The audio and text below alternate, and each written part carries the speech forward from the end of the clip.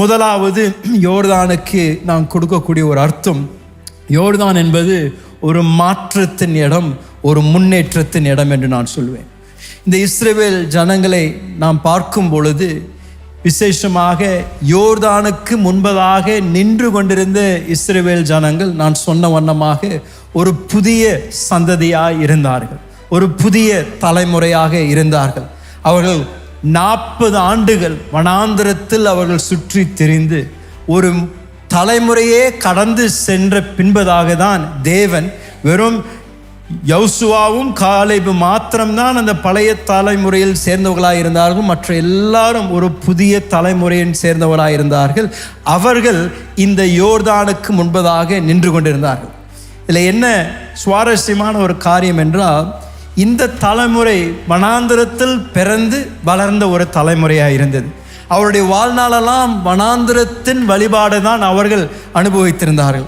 ஆனால் தேவன் அவர்களுக்கு வாக்கு பண்ண பூமியை சுதந்தரிக்கணும் என்றால் அவர்களுக்குள் ஒரு மாற்றம் ஏற்படுவது மிக அவசியமாக இருந்தது. ஏனென்றால் வனாந்திரத்தில் அவர்கள் வாழ்ந்த வாழ்க்கை ஒரு வித்தியாசமான வாழ்க்கையாக இருந்தது.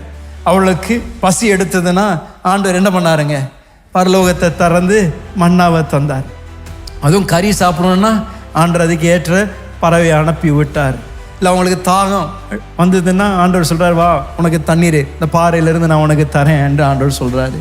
அவங்க நடக்கும் பொழுது ரொம்ப புழுக்கமாக இருக்குது, வேர்க்குது ஆண்டவர் அப்படின்னு சொன்னால் ஆண்டவர் என்ன பண்ணுறாரு, மேக ஸ்தம்பத்தை கொடுத்து நான் உனக்கு நல்ல குளிர்ந்த உனக்கு காற்றை கொடுத்து நல்லா நடக்க வைக்கிறப்பான்றாரு.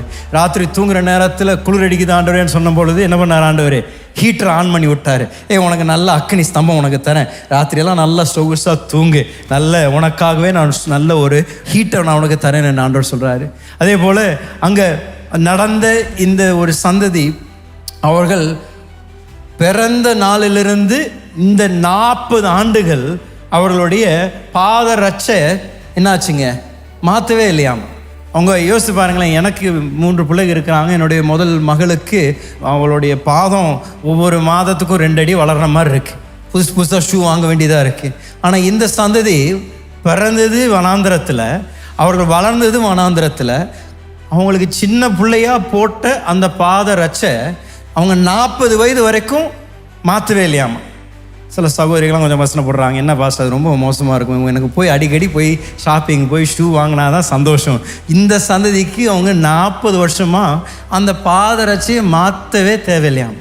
அது மாத்திரம் இல்லை, என்னங்க துணி அவங்க போட்டிருந்த வஸ்திரம் கூட சின்ன வயதிலிருந்து அவங்க 40 வயது வரைக்கும் வஸ்திரம் என்ன பண்ணிச்சிங்கன்னாங்கம்மா அவர்களோடையே வளர்ந்துதான் வஸ்திரம் அவங்களுக்கு ஏற்ற விதத்தில். ஏன்னா அவர்களுக்கு யாருக்கும் உட்கார்ந்து அந்த பாதரட்சியை கிழிஞ்சு போனதை தையல் பண்ணுவதற்கு நேரம் இல்லை, புது வஸ்திரத்தை தைக்கிறதுக்கு யாருக்கும் நேரம் இல்லை.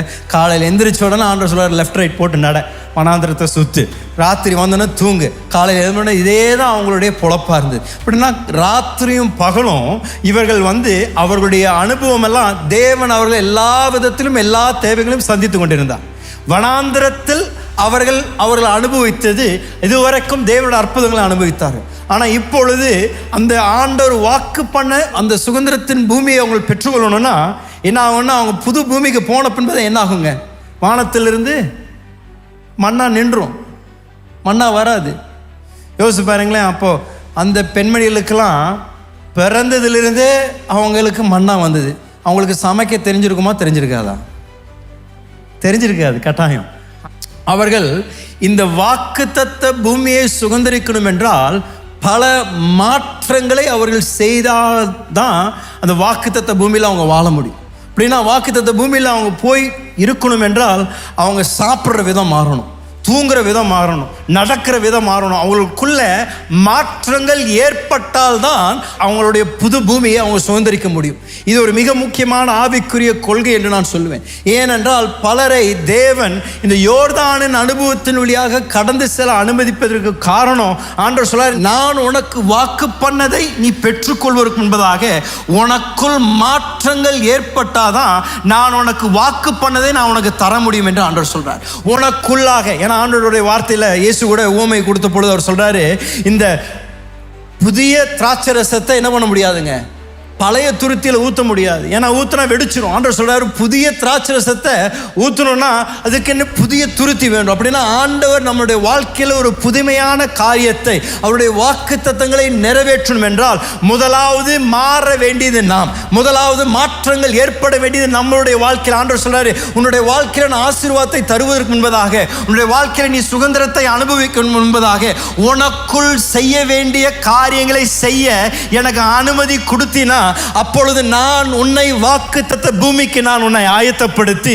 உனக்குள் என்னுடைய சாயலை உருவாக்கி உனக்குள் என்னுடைய ஆசீர்வாதத்தை கொடுத்து அதை வாக்குத்தத்த பூமியை பெற்றுக்கொள்ள உன்னை தகுதியாக்குவேன்.